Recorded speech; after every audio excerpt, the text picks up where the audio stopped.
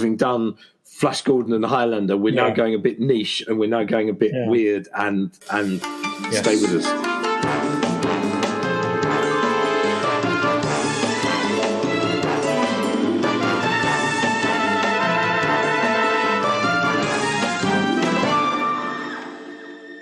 This is Owen Colfer in Dublin. This is Andrew Donkin in London. Welcome to the 5th episode of the podcast Double Booked. Double Booked is a podcast for people who like children's books, graphic novels, comics, fairy stories, libraries, librarians, bookshops, secondhand bookshops, and secondhand librarians. My name is Owen Colfer, as I already said, and my co-pilot here is Andrew Donkin. And you've had a very busy week, Andrew. I would like to congratulate you on A History of the World in 25 cities, being shortlisted for the Waterstones Book of the Year, and not just the kids' book. I was once shortlisted for the kids' books, but the overall Book of the Year, co-written with Tracy Turner and art maps by Liddy van der Ploeg. So that's pretty amazing. Well Thank done. you. It was a very, very pleasant surprise. It's our new non-fiction book out. It tells the history of human civilizations by looking at the most important 25 cities through history. So you've got London and the height of the British Empire, and you've got Paris in the French Revolution, and St. Petersburg in the Russian Revolution, and Tokyo and Venice, and lots of other fantastic cities from history.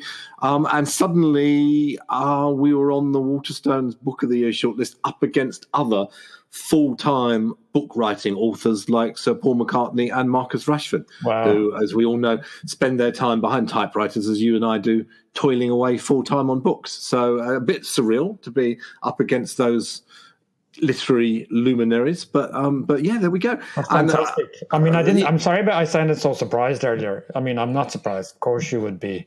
On the show. Well, I was surprised. Yeah. Tracy and I were surprised. Tracy is my co-writer on that one, and we were very surprised and delighted. Noisy Crow, who published it, are delighted. It's a kind of big coffee table book. There's some very sweet pictures on Instagram of kids reading it, and the book is so big that it's bigger than some of the kids reading it. I would put the reading age at kind of like 11 to 10 or 11 to 99, but it's a big kind of coffee table book with some very beautiful maps on it, which we can't show you because we don't have pictures on this. We don't have pictures. It's a podcast, but you can imagine the best map of New York City and the best map of Tokyo and London and San Francisco and the other cities. And also, while we are speaking on the subject of having a busy month, congratulations to you for last month on the publication of your newest and possibly finest Artemis Universe book.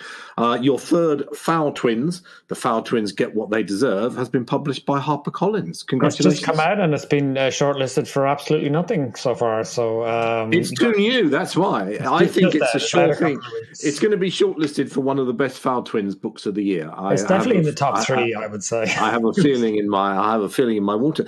Is it the end of the boys? I'm not asking you to give away the story, but is that the trilogy completed for a little while? Yeah, that's it now for a while. I feel I should let the Fowl family just sail off into the sunset and retire, and I'll leave them alone. I'll stop following them around. But can I ask you about your book? Just one little question. Sure. The 25 cities, what page is Dublin on? Dublin. Well, we didn't want to put all the very, very, very best cities in the first book, because then when it's a big success and gets nominated with Sir Paul McCartney, Marcus Rashford, and other well-known authors, we wouldn't have any, and they asked us for a sequel. We wouldn't have another 25 for the sequel. Okay. So we've saved Dublin and Limerick and Waterford for we'll hold those back for book 2. I hope that's that is the best getting out of a whole answer I ever heard. I actually believe it. I'm going for it because as a writer of sequels, I know it's possible. But you've said it here now, first, folks, that if there is a sequel, and I feel there will be, Dublin will be in. Absolutely. History of the world in 25 slightly lesser cities. well, no. They're all marvellous cities. It just depends. One of the very difficult things about it was picking what city you're going to have in what year. So they tell the story of human civilizations. Obviously, you've got Rome at the heart of the Roman Empire, and you've got Athens, and you've got so and so. And Tracy Turner, my co-writer on it, is a great historic expert, and she knew more about that kind of thing than I did. And we had a great time shuffling the pack and picking what cities were going to go representing what centuries. Why don't we change this uncomfortable subject where you're getting nominated and I'm not, and you're co-writing with someone else, and you give us a little rundown I thought I'd done quite well at being quite subtle about all of that. I know. I picked up there. I picked up on you mentioned my co-writer. She's a great, genius, more or less fantastic, knows all this stuff that you don't know. And you are looking though. The listeners can't see you, and Seamus, I'm going to butter him up a bit now because I can see he's on the turn. You're looking particularly handsome and particularly Silver Fox-like today. That would have been more. That would have been better if you hadn't preceded it with the phrase "he's on the turn." Because sorry, I covered my microphone. I thought no. I mean your turn. Right. Would you like to know what we're talking about today? You don't have to know. It's entirely. No, I'd love to. It's probably better if I do know. If we're going to talk about it. Well, right. Apparently, in Me, Myshelf and I, you have chosen as your book of the week to talk about, your book of the podcast to talk about, Grimm Tales by Philip Pullman, which is a fantastic book and retells some fantastic story tales. Then we have a little bit of Mad Science, which this week's is about birds. It's about our feathered friends. And then we have a fantastic guest interview with M.G.Leonard, and her book at the moment is Twitch, and she's also done the Beatleboy Trilogy, and that's going to be fantastic. And then we've got It Was Rubbish, But I Loved It, which is my choice this week, and I have chosen the Dalek Death Ray, which we'll come to. We'll say no more now, the Dalek Death Ray. And then after that, we've got a couple of questions. We've had questions flooded in. 2 questions have flooded in to our mailbox at doublebookpodcast@aol.com. A tsunami of 2 questions, and we're going to put those to you. And if you have any comments about the podcast and any questions for us at the end to do with writing and writing tips, please write in to doublebookpodcast@aol.com. Great. Well, we might as well start then with Me, Myshelf and I, and my book of the week. I wonder what they've picked this time. It's Me, Myshelf and I. So the book I've chosen, I'm holding it up. I don't know why no one could see it. I can see it. It's worth it for me. It's Grimm Tales by Philip Pullman, which has a beautiful cover, which looks like it's like a paper sculpture. It's fantastic. And that is nearly enough to draw you to it. But really for me, this is just a brilliant collection of the Grimm Tales and a retelling of the Grimm Tales. And it's the kind of thing you wouldn't read all in one sitting. Indeed, I haven't read every one of the stories yet, but I do dip into it every now and then. And it's just fantastic because if you have 10 minutes or 5 minutes or even 3 minutes while you're in between things, for you in between writing with someone else maybe and picking up an award, that kind of little gap, you could just read one of these stories. But even more importantly for me is it sets out a guide on how fairy stories were written. And at the time when I bought this, I was writing a story with P.J. Lynch, Andrew. I was writing a story with P.J. Lynch. I wanted to write a fairy story.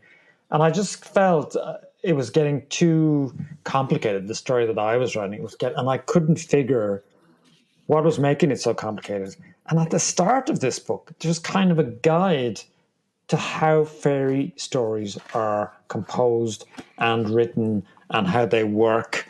And so I read that, and it just changed everything for me, and it was very useful. It said little things like, for example, there's no hidden motivations really in fairy tales. You know straight away who everybody is, if they're good or if they're bad, who the goodie is, who the baddie is, and who's going to do the horrible thing. There's not really much character development in fairy stories. Everybody has their assigned role, and they stick to that role, and it's very rarely someone becomes a different person in a fairy tale. Things happen very quickly in fairy tales. Someone is born, and then 2 paragraphs later, they're getting married to a prince or a princess. So there are all these kind of basically these moralistic stories, very much like the parables in the Bible. And so while I enjoyed the stories very much, I even more appreciated the little guide at the beginning. And if you're going to get advice on how to write a story, who better than the maestro, our very own Y.A. Yoda, Philip Pullman. So if you'd indulge me, please, Andrew, I'd like to read just a little bit of it that just gives us an example of how it Please works. do. Are you going to read a bit of the story or a bit of his advice and breakdown? A bit of his advice, I think, but it actually also encompasses a few paragraphs from the story. So this is from the introduction to Grimm Tales by Philip Pullman. Swiftness is a great virtue in the fairy tale. A good tale moves with a dreamlike speed from event to event, pausing only to say as much as is needed and no more.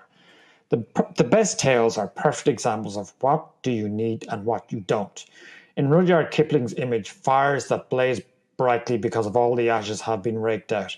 The opening of a tale, for example, all we need is the word once, and we're off. Once there was a poor man who couldn't support his only son anymore. When the son realized this, he said, "Father, it's no use my staying here. I'm just a burden to you. I'm going to leave home and see if I can earn a living." And just a few paragraphs later, he's already married a king's daughter. Once, or else, something like this. Once there was a farmer who had all the money and land he wanted, but despite his wealth, there was one thing missing from his life. He and his wife never had any children. When he met other farmers in town or at the market, they would often make fun of him and ask why he and his wife had never managed to do what their cattle did regularly. Didn't they know how to do it? In the end, he lost his temper, and when he got back home, he swore and said, "I will have a child, even if it's a hedgehog." And I love stuff like that because you kind of know what's going to happen there. That's fantastic. Yeah, you do. But it just buzzes along, those stories, so you don't get bogged down in inner monologue. You don't get bogged down in descriptions of fine cities. I mean, there might be 2 lines telling you about the towers and the minarets, but that's about it. And once I kind of copped onto that, I went back through the story and just weeded out anything meaningful, emotional, and just left with the bare bones of a fairy story. And I think it was a very successful. It was a fairy story that you were writing for PJ. Yeah, it's coming out in 2023. So he's doing all these big, massive, lush paintings, and so it's going to take quite a while. But it's by 2023, there'll be bookshops on the moon. That's the future. 2023. Well, that's the plan, and hopefully we'll be the first book on the moon, and we're going to do a tour of the moon. It's going to be great. Well, hopefully me and you'll be back in South America by then, on tour with Gio with our next wonderful graphic novel. This is, of course, if you don't decide to do the other 25 cities of the world and just ditch me and Gio. Depends on the demand from Dublinites writing in angry letters, obviously. So, have you read now all of the Philip Pullman advice? It sounds like a fantastic book. I'm going to have to beg someone to buy it for me for Christmas. I've read all of it. Have you finished it yet? Yep. I've read all of it, and I've taken it to heart. And because I love that area of fairy tales and Grimm Tales, Grimm-esque tales. So I'll think it's advice that I will use going forward whenever I'm working in that media, in that genre. We need to see if we can get him on now that you've done that massive plug for his fantastic book. I'm sure. Yeah, I remember. He'll come on and make us a cup of tea. I think as well. Now we should say.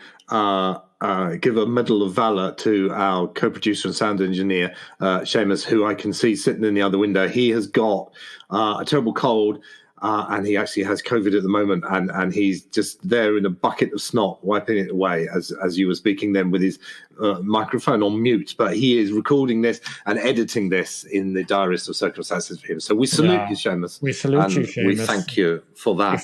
If we were there, we would still salute you from a distance.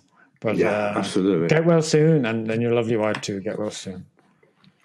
It's Mad Science next. Hello, you're true to the Weird Science Department. Have you tried turning it on and off again? Mad Science. No, we haven't. I don't have to do that, yeah. I love it. To you, Mad Science means a Cockney East End gangster who runs a junkyard. It's Mad Science, isn't it? Why would it be that? Why would it be that? Mad Science, darling. I say it's Mad Science, but that's it. I think we need to make that the new jingle for season 2. When we have season 2 in January, that can be the new jingle. Is you going? It's Mad Science, isn't it, darling?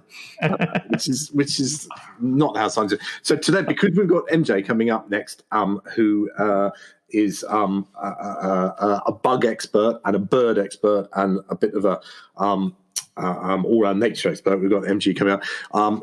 This one is about how birds, and homing pigeons, obviously famous for being thrown out and they find their way home. And some birds migrate over thousands and thousands of miles, and scientists have never known exactly how they do it. Is it a race memory? Do they follow, signs on the terrain on the ground, etc.? But this is from New Scientist in in July. Magnetic vision could help migrating birds navigate. We may finally know the secret of how migrating birds can sense the Earth's magnetic fields. A molecule in their eyes that is sensitive to magnetism gives the animals an internal compass. The process may result in the animals seeing darker or lighter areas in their vision when they look in the direction of a magnetic field line. So in other words, they would be flying high and they would be able to kind of see as dark lines the magnetic field of the Earth. It says they may be able to see north as a kind of shading. Previous work has shown that some species of birds, such as European robins, use the Earth's magnetic fields when they migrate, as well as other clues. At least part of this ability is thought to lay in their eyes because their magnetism sensing is disturbed in the absence of light. All the way that they do this is a brilliantly named molecule called Cryptochrome Iv, which sounds like some kind of world-ending virus or apocalyptic device. And it's present in the eye's light-detecting cells, and it has a structure that's affected by magnetic fields. So when they're flying through them or looking down, that's what translates it into a kind of a visual signal that they can see. And one of the scientists that's done all this work is called Henrik Moritzen, and he says at the end, but the group hasn't yet demonstrated that Cryptochrome 4 is being used for magnetic sensing in real life. And then he says, and I love this quote, he says, we only looked at this molecule in isolation. We didn't look at it inside a bird because that's extremely difficult. Yeah, I think that's a good excuse. That's great, isn't it, guys? Yeah. We've done it in the lab, and then you got the bird, and the bird's just going, "I'm not having this. No, just get a peck, get away. I'm not having this." And it's extremely difficult. But they think that's how it's done. So all of the birds that are flying around the skies, and all of the sort of pigeons when they're finding their way home, they kind of, when they look down, they probably see the Earth's magnetic field as a kind of like lines, contour lines on a ordnance survey map, and navigate accordingly. I think that's amazing and brilliant. It is amazing. I believe it too, because sometimes, and this might seem weird, but sometimes when I'm driving down a road, I can see like these yellow lines in the middle of the road. I don't know if anyone's... There's definitely a lot of people who don't see them, but I just follow those. I navigate. But joking aside, isn't that an amazing thing? I wonder, is there an equivalent thing for salmon and underwater, if they can just see where they're supposed to go? Or is it all just salmon, to be fair, it's easier for a salmon because a salmon is in a river. It can either go back or it can go forward. It has only two options, doesn't it? To be fair. It can go sideways. I mean, it could be... They can go sideways to a certain extent, and then they go out to the riverbank. Don't mock my salmon theory. I mean, I would check it out, but it'll be hard. It'll be hard to check that out. It's even harder. Well, it'll be equally hard than checking out the bird. Yes, and we've already established that would be quite difficult. It is an interesting one. And I'd say as we get more and more technologically and scientifically advanced, we're going to be finding so much more about animals. And that's why it's such a tragedy that, is it 50 species a day are still going extinct? So it's all this knowledge that we will never have and all these cures. Speaking of the amazing things that the Natural Word does, it's now time for our special author guest, M.G.Leonard. She is the fantastic author of the Beatleboy Trilogy, co-author of Adventures on the Train, and her new book, Twitch, Can a Birdwatcher Outwit an Escaped Convict?, won the Sainsbury Children's Book of the Year and is nominated on the long list for the Carnegie. And here she is, reading an excerpt from Chapter 1. Welcome to the part of the show we invite writers to. We really love them and we know you love them too. This is the opening of Twitch. I'm reading from Chapter 1, which is called Rock Dove. Kill it. Twitch stopped dead on the path to the main school building, ignoring the spots of rain landing on his cheeks. He listened. Go on, do it! The feverish voice belonged to Jack Kappelman, a charismatic boy with caramel-coloured hair who'd moved to Bridvale a few months ago. From the moment he'd sloped into school with his city boy manner, everyone had danced to Jack's tune, following him like the Pied Piper's rats. My dad says if you crush a pigeon, its eyes'll pop out, said a deep voice that could only belong to Vernon Boone. Vernon was the size of a grown-up and as sensitive as a sandbag. Outside school, he always wore wellies, and his dad ran the local abattoir. Vernon rarely spoke to Twitch, although he shoved him on a daily basis, laughing if he stumbled or fell. Twitch heard a chorus of, "Ooh, oh, let's see, do it, oh, I can't look." Bending down, he picked up a flint from the barren flower bed that ran alongside the chemistry block and slipped the stone into his blazer pocket, hurrying to the corner of the building. Peering round at where the big silver dustbins were kept, he saw 4 boys crowded around something on the ground. Terry Vallis, a skinny boy with dark curly hair and braces, was babbling. "Oh, are you sure this is a good idea? I mean, it's the eye-popping thing. It's making me feel sick. I mean, I'm not going to puke anything, but..." Jack started to chant. "Do it, do it, do it." "Do what?" Twitch asked loudly. The boys were startled by his voice. "Azuru, you're supposed to be keeping watch," Jack scolded the short boy standing at the edge of the group. Azuru Sour shrugged and looked away. "Hurr, hurr." Twitch recognised the alarmed calls of a bird, saw the brick Vernon clutched in his fist, and folded his arms to try to contain the anger that blazed in his chest. "You're going to kill a rock dove?" "No," Vernon sniffed. "Gonna kill a pigeon." "A pigeon is descended from a rock dove." Twitch glared at the boys through his brackish blonde fringe. He was a bit taller than Azuru and stronger than Terry, but the odds of him surviving a punch-up with either Jack or Vernon were slim, and he had no chance against all 4 of them. "That bird has as much right to live as you do." And I'll stop there. Hurrah! That was Brilliant. great. Thank you very much. That was great. And your bird noise was fantastic. That's fantastic. Owen and I just go coo, coo, like that. Would you say that, having read that, Maya, would you say that our producer Seamus has caramel-coloured hair? Just to look at it. If we're being kind about that, I think. Yeah, it's kind of a strawberry caramel. Strawberry caramel. That's our new. That's to be your new thing on your new moniker. On epithet. Strawberry caramel. That was fantastic. It's really handy when you go out on the road to be able to do all the parts like that. You can really make that come alive.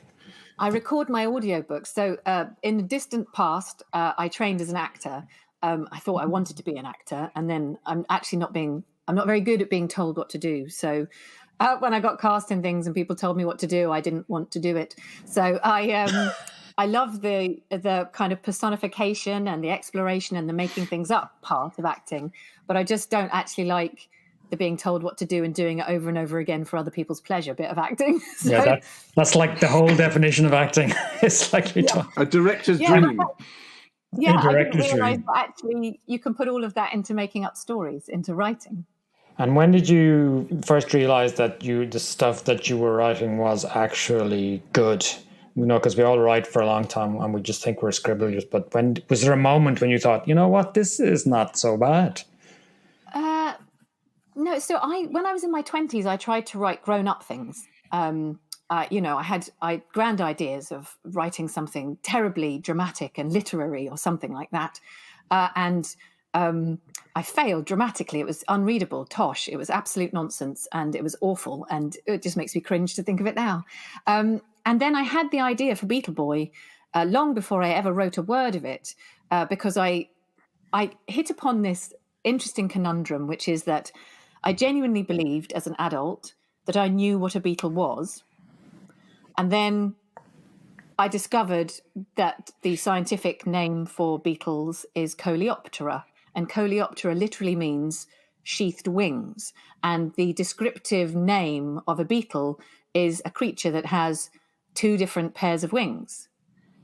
And when I thought about beetles in my head, I never pictured wings ever. I pictured a little insect scurrying around on the floor, and I would go to the pub and talk to my friends and ask them what they thought a beetle was. And it transpired that actually a lot of people don't know what a beetle actually is.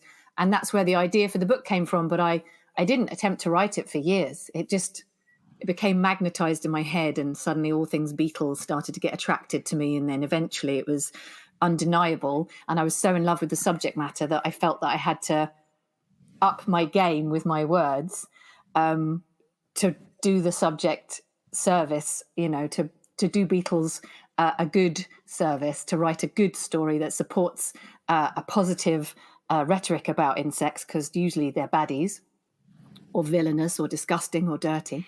And that's when I discovered that my narrative voice, my entire personality, actually, not just my narrative voice, but the voice inside me is 12.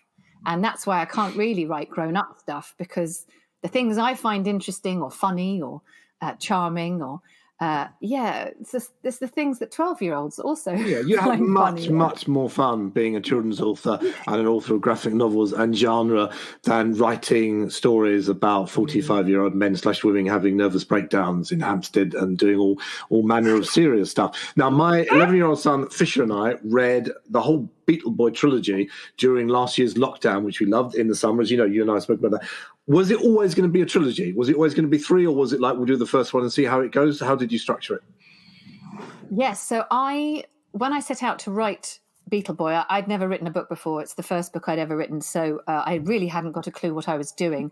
And I tried to put the whole trilogy into one book. So my first draft was like 120,000 words, and it was just huge. And I tried to send it to agents, and they said, no, you're not allowed to write a book that long.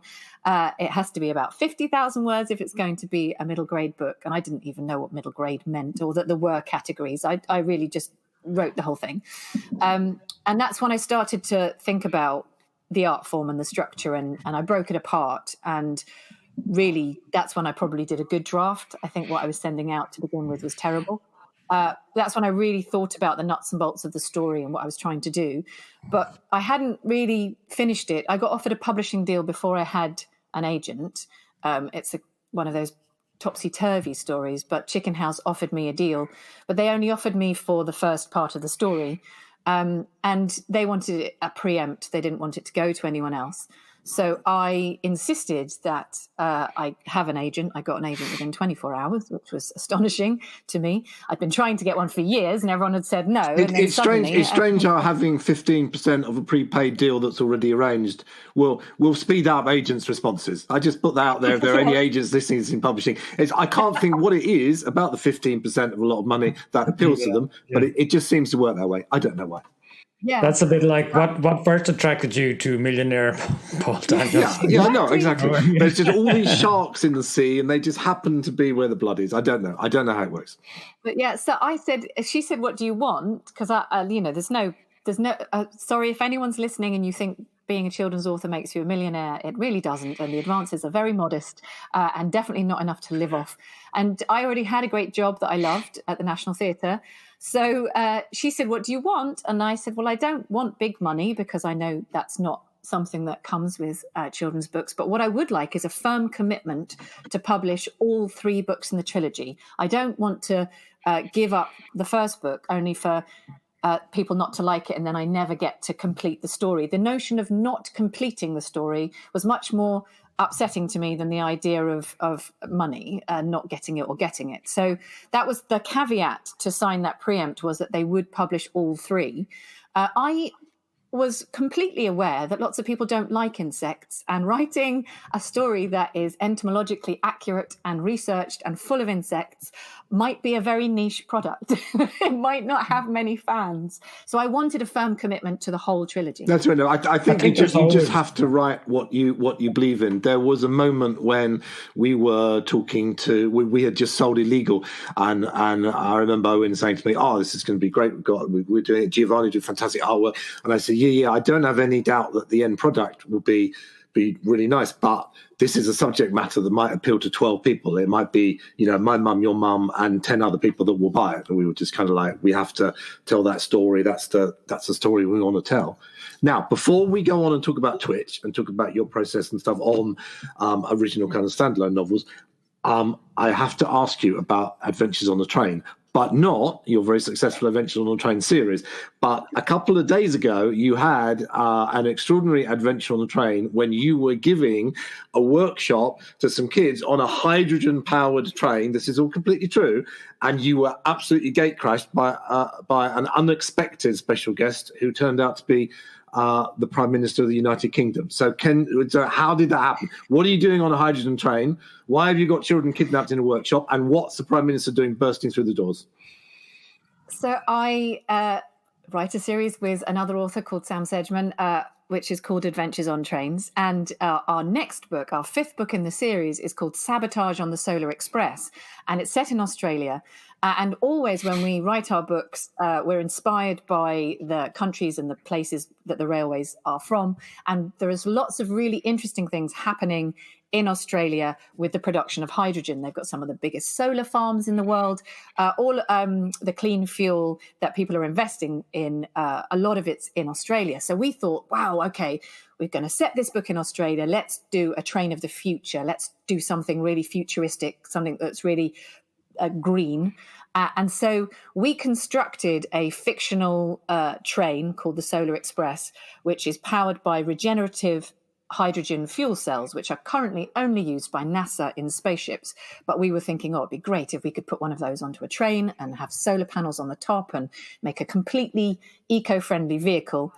And then for someone evil, I can't give away any spoilers, to sabotage said vehicle and make it like a homage to Apollo 13 and Speed and all those action movies. So that's the book that we're currently writing. An excerpt of it is trailed in our previous book that just came out called Danger at Dead Man's Pass. And the comms officer, who is the head of Network Rail, has children. They read our books. And she invited us to come and see the first prototype of a hydrogen chain built by the UK at COP26. Wow. And we were so excited because at the moment, our science fiction is utterly fictional, and it's a lot of YouTube videos and Googling NASA websites and trying to concoct something. But the invitation to come inside a hydrogen chamber on a train was utterly enticing. And so what they said is they would put out a competition to local schools in Glasgow, many of which the children have never even been on a train, inviting a class of kids to come and have an author event with us on this hydrogen prototype, which, incredible invitation. And I was so delighted to be asked. And so we took the Caledonia Sleeper up to Glasgow, got up at 6:30 in the morning. I got dressed in the public toilets. We went and saw the incredible hydrogen train. And at this point, we were told that the CEO of the company knew Boris Johnson and had asked Boris Johnson if he could do a photo op outside the train that we were going to be on. But that Boris's schedule was very packed and he probably wouldn't turn up. But because of this, the whole train had to be cleared by sniffer dogs. A big security attaché was there. It interrupted quite a lot of the day's plans. So we were, moving around. And then we were told later it looks like he might show up, but he'll walk past the outside of the train and please ignore him and keep the children focused in because it'll be something that's happening outside and we were to ignore it. So I was like, fair. So we're in the middle of the event. We're talking to the children about adventures on trains and about kidnappings and murders and talking about hydrogen and all that kind of stuff. And then the doors of the train opened and these burly security men kind of pushed me and my other author, Sam, up against the wall, clearing a space for the Prime Minister, who then bumbled on board wearing a mask, which was interesting to see because I've seen a lot of images of him. So he was masked masks. for you. He didn't mask for National Treasure 95-year-old Sir David Attenborough, but he did mask for you. I suspect he was masked because he wanted a photo opportunity with some young children. That's what I think. Because you're so cynical. Allegedly. We'll just say allegedly so we're covered for our lawyers. Yeah, I have no idea. But the children were because the children, I don't imagine that the young children of Glasgow have a particularly positive notion of the United Kingdom's Prime Minister. That would be my guess. I don't think Glasgow is known for its positivity in general. But I don't think no one had told the children that this was, they hadn't told us it was a possibility. I don't think anyone knew this was a possibility. So the children looked horrified that the event had been interrupted by all these men and lots of photographers. And then one of them shouted, "You look like the Prime Minister of the United Kingdom."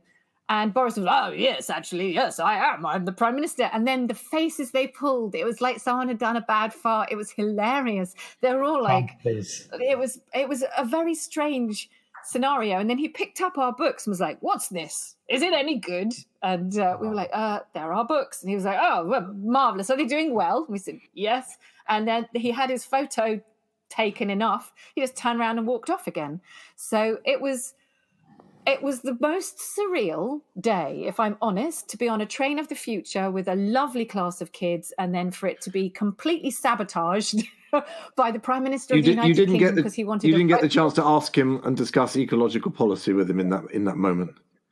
I mean, I don't think we would have been allowed to step near him. We were just up against the. I'm not suggesting he wasn't drawn in by potential interest in your excellent train book series, but do you also think he might have been drawn in when he saw children just on the off chance that some of them were his? It is a possibility. I wouldn't put it past him. He was just looking for a blonde mop top. So that's amazing.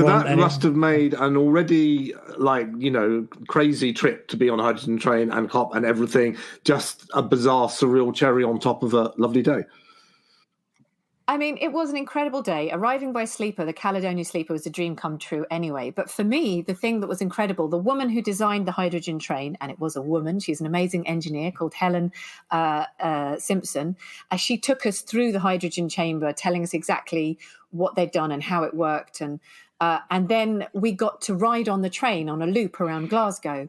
And it was very emotional, like to be on a train that is powered by hydrogen and on its first journey when you're an author who's just fictionally created one and put it into a book that isn't even available yet. It just felt, I don't know, like an out-of-body That's genius. It sounds fantastic. I hope she's known as Hydrogen Helen in the office. I mean, she must be, surely, in a lab. She was so cool, and I have her email address so that I can bother her with questions. Well, I think technically you invented that train. I mean, if you just as Douglas Adams invented the internet, I think technically you did invent that train. So I mean, that's what I'm going to have put down on the patent, invented by M.G.Leonard. Yeah, because inventing things is just thinking of them. There's no building, engineering, selling, testing. It's just it's just having an idea like we do, which is good. Will you talk to us about Twitch? I wanted. Twitch has been amazingly successful. Twitch is long-listed by Carnegie. It won the Sainsbury's Children's Book of the Year, so many congratulations to both of those. And it's very different. Wow, yeah. It's much more realistic than the Beatleboy Trilogy. So how did you go from the stepping of Beatleboy to birds and Twitch? And it's about a bird watcher called Twitch, who has pigeons and swallows nesting in his bedroom and things, and he is involved in a game of cat and mouse with a convicted robber in a kind of bird sanctuary. And we won't give too much away, and it's all about him outwitting the robber, and it's also a lovely portrayal of friendship between boys. So where did Genesis come from? Did it come from a lady called Hydrogen Helen by email? Did she send it to you? Because that would at least be some kind of fair swap. No, it came from lots of children who came to my Beatleboy events because I was touring with the Beatle books for a number of years, and I noticed that a lot of the children that loved bugs and were really keen on the books were nature enthusiasts, and many of them were bird watchers. And of course, anyone who loves birds appreciates insects. So it was a natural kind of connection. And quite a lot of them would say to me, I'm sure you get this when you're doing events, oh, do you think you could write a book about a bird watcher? Kind of like, that's me. I'd like a book about me. And I didn't think that I could because I'm definitely an insect specialist now. I can definitely hold my own in a room full of entomologists, but I don't know a lot about birds. I appreciate them, but I don't know enough to write about them. But then I had this thought, which is that, hang on a second, all these kids that are turning up to the events, they've got their little binoculars and they've got their notebook and their pencils to write down the species of birds that they see, and they've got their reference books, and they're always dressed in camouflage colours, and they're usually very patient and observant. And these are all the traits of a fantastic detective. And I thought, oh, maybe I could do some kind of a bird watching, Secret Seven. And so Twitch is really the origin story of the Twitchers, which is what the series of books is going to be called. And it's my outdoor nature-filled take on a Secret Seven gang of kids that are there to, protect the environment and particularly bird life. So that's where the idea came from. It came from readers of Beatleboy, really. So I'm very grateful for that. Can I just add, I'll leave the last question to Andrew, but as an aside, I think in the future Twitcher books, someone is bound to discover a new species. And if that does happen, can you please call it the strawberry caramel? because I think that would be a lovely nod to Seamus, and we would really tribute appreciate to Seamus. A tribute Strawberry to Seamus. caramel bird. I wanted to ask you how much you plan and about the process, both in the sense of your daily routine when you're writing. Do you have particularly hours? You've got kids, like I've got kids, so I imagine you probably do. And how much do you plan? How much do you structure? How much do you work ahead? Yeah, so I am a structure Freak, fan. Freak. Yeah, I have spreadsheets and everything. When I wrote the first draft of Beetleboy, I did what people call pantsing, where you just go by the seat of your pants and you write. And I wrote hundreds of thousands of useless words that were a waste of my time and of no use to the narrative. And it doesn't work for me at all. I get lost in cul-de-sacs, and it just was a disaster. So I'm very much in love with a 5-act structure. I've always worked in theatre, and I've worked on so many plays that are built in a 5-act structure. And my master's is in Shakespeare studies, and obviously Shakespeare plays are all 5 acts. So for me, breaking a story into 5 acts and making sure that each act delivers what it needs to for that story to stack up well is the first thing that I do. So I don't sit down and just write ever. When I have an idea for a book, I post-it note plot. That's what I call it. I think of lots of scenes that I think would be great in the story, like a kingfisher scene or something like that, and I just write that on a post-it note and I stick them up on the wall randomly, and when I have ideas about characters, I'll put the character name up on the wall, and I'll end up with a wall covered in lots of different coloured post-it notes. And when I feel like I have, because books are very thirsty for ideas and drama and detail, when I feel like I have enough for a book, if I've filled 3 A5 notebooks and I've got my wall of post-it notes, that's usually enough content, enough fodder for the imagination. And then what I do is I move all the post-it notes around and I try and create what needs to happen in Act 1, which characters we have to meet and the problem we have to establish, the setting that we have to make the reader believe in. And I work on each of those acts without still not writing a sentence.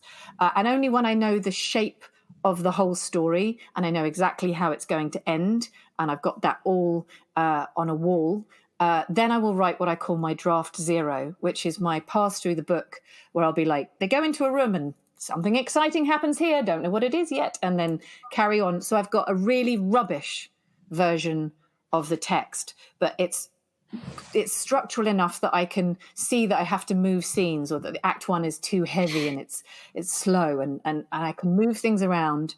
And I use a software program called Scrivener, which allows you to move scenes and chapters without doing cut or paste, and to see an overview of the book from above in a folder type structure. So I move everything around, and once I'm satisfied that I've got what I need, I write a proper draft. And that first draft is usually, not always, but usually the one that I will share with an editor so they know what I'm doing with a story. But I feel like people don't talk about structure very often. And the whole notion to me that that writing is like being in an ivory tower and you're just inspired and then genius comes out of your fingertips doesn't work for me. That's not how my brain functions. I'm much more of a fan of the idea that, if you're a craftsman and you make chairs, the first chair you make is going to be a bit rickety, but if you study the craft and you study it and you work about how everything structurally goes together, you can make the legs interesting, etc., but you need 4 well-balanced legs. So I think of it as a craft, and I like my stories to be structured in a way that delivers the kind of ending that I think a reader hopes for or expects. Sure, I think the craftsman analogy is one that I think we both subscribe to as well, because it is taking raw material and then just shaping it and crafting it to the best of your abilities. And obviously sometimes you get stuff which is fantastic and that's come out really well. Other times you get stuff that needs more work or needs another draft, but it's not some kind of lightning bolt from the sky. It's always hard work. It's always hard work and it's always reworking stuff, and he's looking at stuff and saying, what's the best path through these events? As you were saying, what's the best path through these events for this character who's going to go on any particular journey? One element I really loved of Twitch, and that Fisher really loved as well, was the friendship element. The main character is called Twitch, and he develops a friendship with someone who's not a very likable character to start with. He's a bit of a school bully, Jack. But I found it really, really well written, really believable, really nice and heartwarming relationship between those two boys, the story of boys' friendships. Is that taken from, I know you have sons, is that taken from things you've seen and experienced with them? Yeah, it's things that, relationships at school and with friends are complicated, and you can be really good friends with someone and then next week you can be dropped like a ton of bricks and not understand why. And it's often to do with fads and fashions and peer pressure. And it's emotional and it's complex to deal with. And particularly children who love nature often find or feel themselves to be outsiders because they're not normally the alpha male in a pack. They're often more thoughtful and considered. And I really wanted to explore a relationship between alpha and a beta male and what they can bring to each other. And I also really resist the notion that there are good kids and bad kids. And often fiction dials it down into very simple, this is a goodie, this is a baddie. I think there's good and bad behavior, and complex characters are capable of both. It's one of the things I loved about Artemis, actually, Owen. My sons love Artemis. Is that, you can have a proper complex character, a child who is capable of both good choices and bad choices, and then must deal with the consequences of those actions. So that relationship is central to the whole book. And I think it's something that children who've read it and loved it have told me they want more of. They want to know what happens next with Twitch and Jack. They really love those two. So I did, and he did. It's great. It's the heart of the book, and it's a lovely, warm friendship and relationship. Matt, it would be lovely to go on talking to you, but we have to draw it to a close and move on. But thank you so much for being here. Thank you so much for having me. It's a pleasure. It's I'm very happy to finish it on the Artemis compliment. I think that's a good. James, if anything needs to be cut, then we've read all of them. It's fine. So that'll be cut. Don't feel the need to keep that. There's no pressure from me. Thank you for having me. It was lovely to speak with you all. It was rubbish, but I loved it. Next, we have It Was Rubbish, But I Loved It. And we have been accused, Andrew, of being a little bit genre on this podcast. We do like our science fiction. And you could be accused of the same here. But you object and you say, no, this has nothing to do with science fiction, really. But I would say with something like the Dalek Death Ray, which is your rubbish, but I loved it thing, surely it is something got to do with science fiction. I shall let you explain and elaborate. Well, the Dalek Death Ray, it really was rubbish, but I loved it. It was rubbish junk food. The Dalek Death Ray was a 1970s ice lolly. And it was a 1970s ice lolly based on being exterminated by a Dalek. It was a chocolate and mint flavored ice lolly. And there was the best thing about it that attracted me. And I know listeners, Owen and I talked about this. We know how niche this is, but bear with us because it was a really rubbish thing. But I also really loved it. The ice lolly little envelope thing that it came in had Frank Bellamy artwork. By the great science fiction artist Frank Bellamy. He had artwork that was nicked out of a Dalek annual and used on all of the Dalek Death Ray ice lollies. And they came from the 1970s when you had a whole genre of frozen comestibles that you don't get today. Today, if you go into a newsagent's, you've got your Magnums and there might be a new almond Magnum and there might be, it's all kinds of branded like that. But in the old days, and just imagine this, people tried to sell you ice lollies and ice creams by relating it to a television show. So there was a Space 1999 ice lolly that was lime, vanilla, and strawberry. Now, what the flavor choice, lime, vanilla, and strawberry, has to do with a huge atomic explosion on the moon that blows it out of Earth orbit and sends it flying at more quicker than the speed of light, speeds through the universe, I have nothing to know. But you would go into a newsagent, and if it was a hot, sunny day in the summer and you want a nice lolly, you might well select it based upon if it had the Bionic Man on the wrapper, because it was a bionic lolly. It was, and there was more Doctor Who ice lollies as well. It was just a Tom Baker Doctor Who ice lolly, which I went to look this up when you told me, because I knew that I had vague memories. There was a Count Dracula one too, which I remember loving because it had a red coating on it. There was a couple actually. One was black and then they had the blood inside. Yes. So when you bit into it, the blood would go down your face. And then one was red that you could just wipe all over your face and pretend to your mother that you'd been in a horrific accident, which I think I may have done.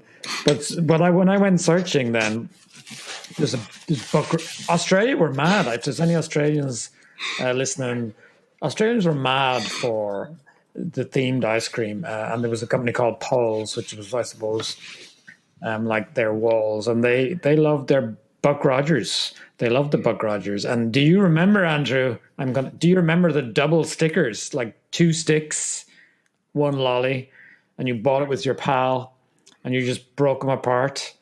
And you hoped it broke cleanly, or there'd be a fight. I don't remember those. I don't recall a double stick. No, not at all.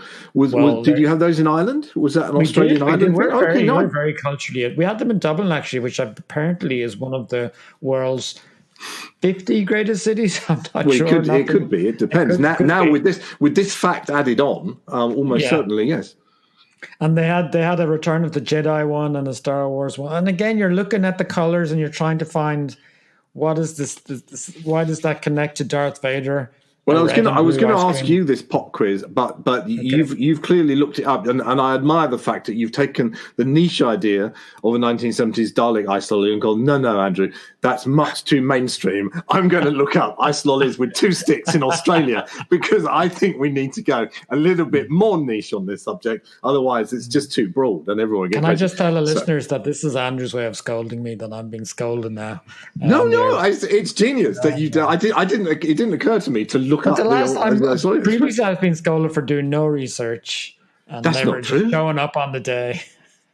I got an email from Adele, our friend Adele Minchin, and she said at least Andrew looked into some of the subjects. Like, that's a bit harsh. That is a bit harsh. So thanks, Adele. So I thought for today there's worse things to do than Google. TV-related ice lollies. Okay, so Seamus, you're up. I'm going to tell you an ice lolly. I'm going to tell you a franchise, and you have to think what flavour will the ice lolly be, okay? So we're going to start with a really big one, Star Wars. If you had a Star Wars ice lolly, what flavour would you think it would be? Was it themed after a particular movie? Was it themed after a particular episode? Or was it just a Star Wars lolly? I think it's the first Star Wars. Let's go with the first Star Wars. Okay. Blue for a blue lightsaber?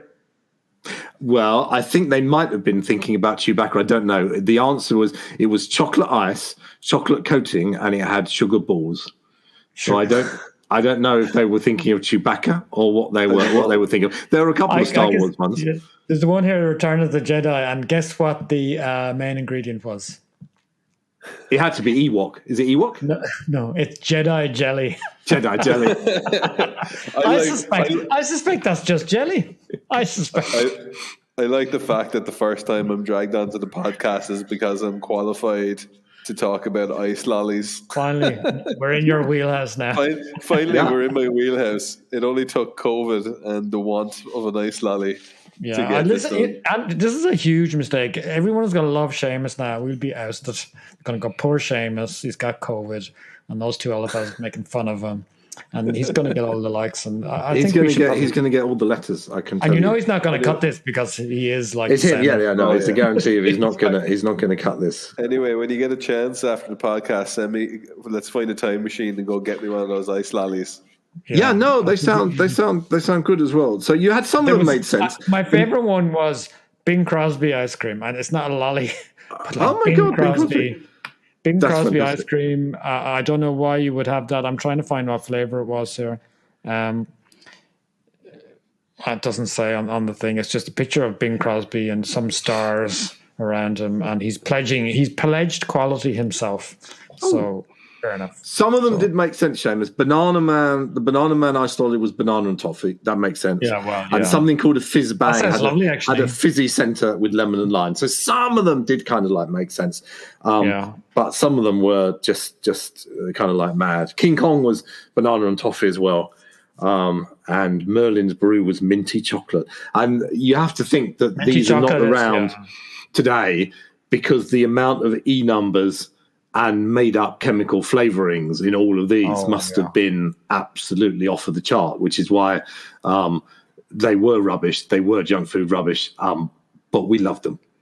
Oh, yeah, absolutely, yes. That is a very valid choice. I think I'll have to think hard to come up with a topping for that one. Little ice cream joke there.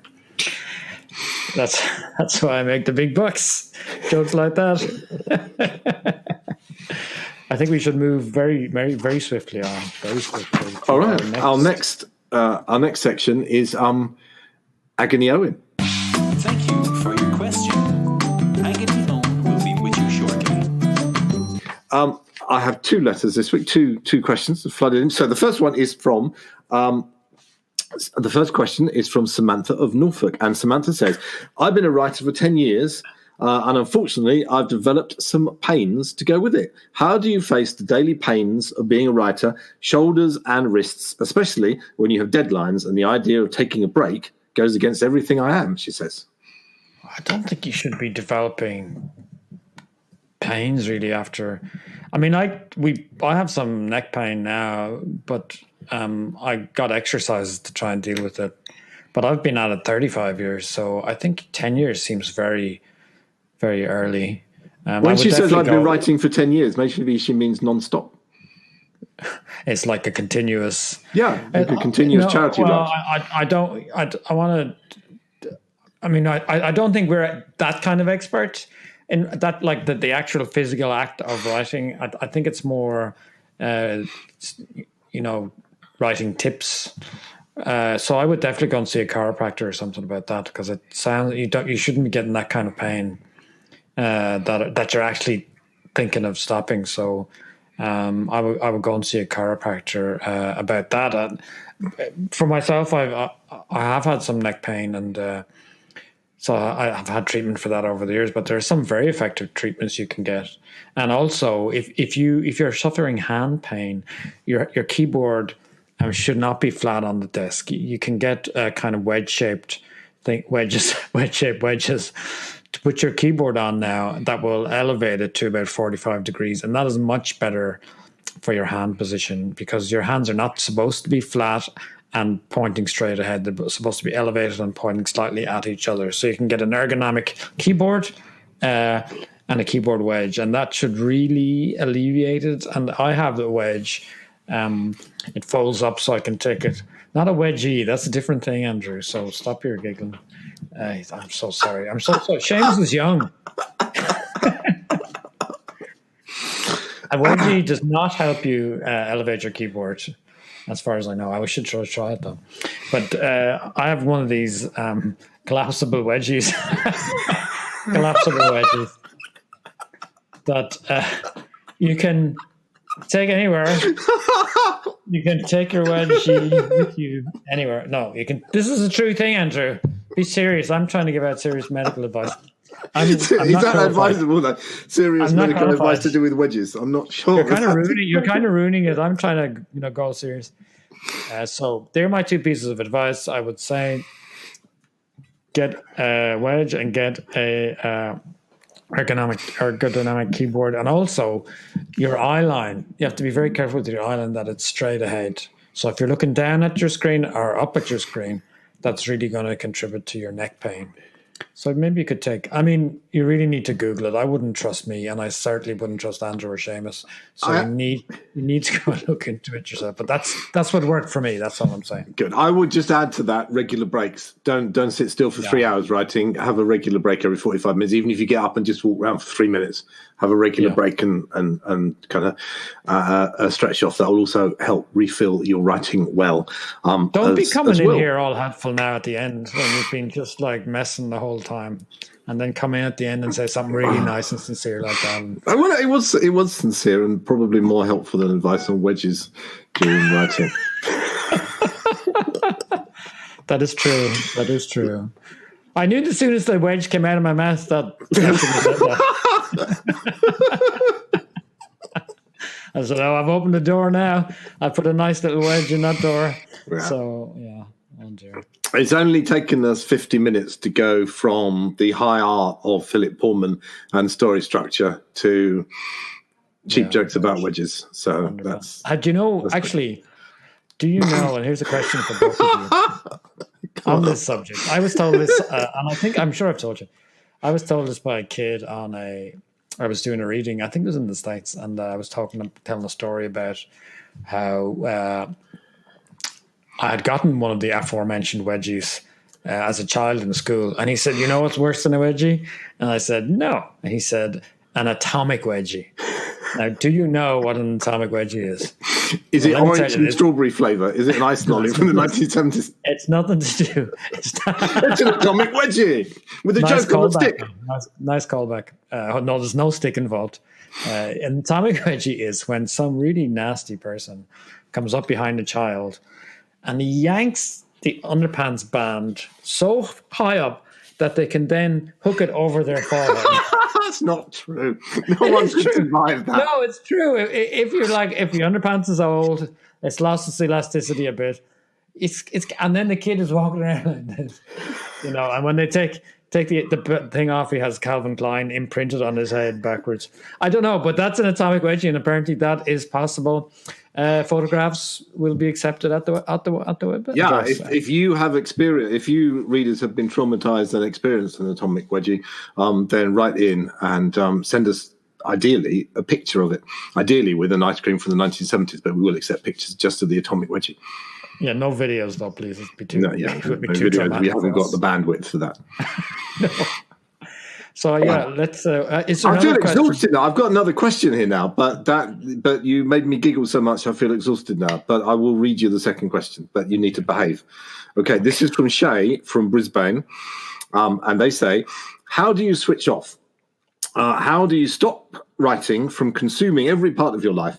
I feel the only time I feel truly happy is when I write, and that makes me feel guilty on top of it all."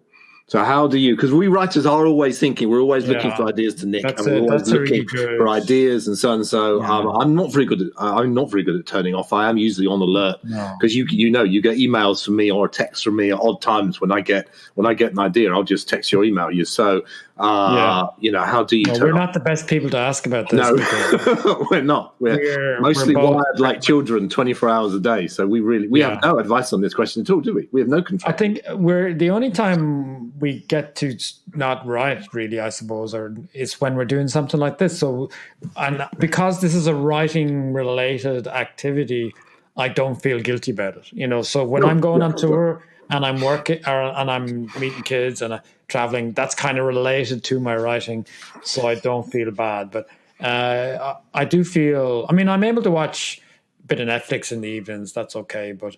No, I never really switch off. I'm always looking for ideas, and even when I'm looking at a program, I'm analyzing how it's put together. When I'm really reading a book, I'm thinking how great it is. And I've just written down an idea for a book on my pad: A History of the World in 25 Wedges. I mean, I'm never off. I'm never. Yeah, you're on the wedge of glory, the wedge of reason. The wedge of insanity. Sorry, Shane, in Brisbane, I feel bad when I'm not writing, and personally, I want to keep that going as long as I can. I'm glad I still feel bad when I'm not working, and I'm glad I still get ideas. I'm glad you feel bad as well. So I don't want that to stop. It's like an actor whose nerves doesn't have nerves anymore. It's not good for the performance. So I think for writers, it's good to have just that urge to just keep writing, keep getting better, and keep filling up those notebooks with ideas. Because The way I think of it is, at some point, I'm going to run out of both ideas and energy. That's never going to happen. That's not. You've been worrying about running out of ideas since you had the idea for Artemis, and that was like 75,000 books ago, and 22 million books sold ago. You're not going to run out of ideas. Well, I hope not. I mean, I think I have enough now to keep me going. I've got an ideas folder which is very cleverly called ideas. And where did you get the idea for that? Because people like to know where writers get the ideas for their ideas folder. But another one I have is I have one called Current, and that's the one for you. You know, if I die, you have to finish all those books. So is it a thick folder? It's a bit mean because most of them only have like 1.5 pages, and then you have to do the other 70,000 words. Crikey! But there's a couple of them are nearly finished. And I just didn't do the hard bit. The transition from the first half to the second half, where there's that awkward 100 pages. In the middle. That up to you. Yeah. So, but no, Shane, I'm sorry not to be of any help to you there. I mean, I could say all the old stuff: go for a walk, take a break, have kids, whatever. But really, I don't want to stop writing. I always want to be writing. Kids are great and all, but they're growing up now, so they can fend for themselves. Sometimes I throw a few rashers out the door, and hopefully they get them. But mostly, I'm just writing, or else talking to Andrew. Did you think that helped?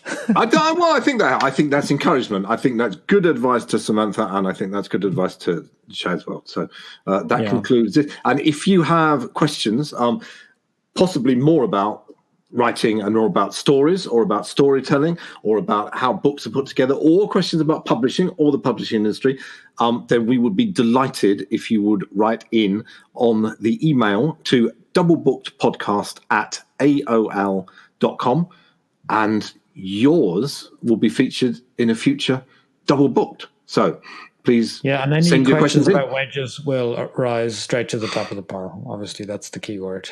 Yeah, the wedge address is doublewedgedpodcast@aol.com. So we'll set. I thought you were going to give out my address there. Panicking. No, I thought that was your address. Well, I think we held on to our dignity that time, Andrew. I think it's fine. Yeah, no, I think that was good. Please join us for our December/Christmas finale in episode 6 of Double Booked, when we shall feature some pop-in special guests like Jenny Valentine and Jonathan Stroud and M.G.Leonard, and we will have our own very special guest of P.J. Lynch, Irish artist extraordinaire. P.J. Lynch will be joining us, and all of that is going to be in a bumper December bundle next episode. Double Booked was produced by Owen Colfer and Andrew Donkin and Seamus Redmond. Get well soon, Seamus. Sound editing by Seamus Redmond. Theme music by Liam Bates. This has been a Silver Foxes production. No animals were harmed in the making of this podcast, or, as far as we know, are even aware of its existence.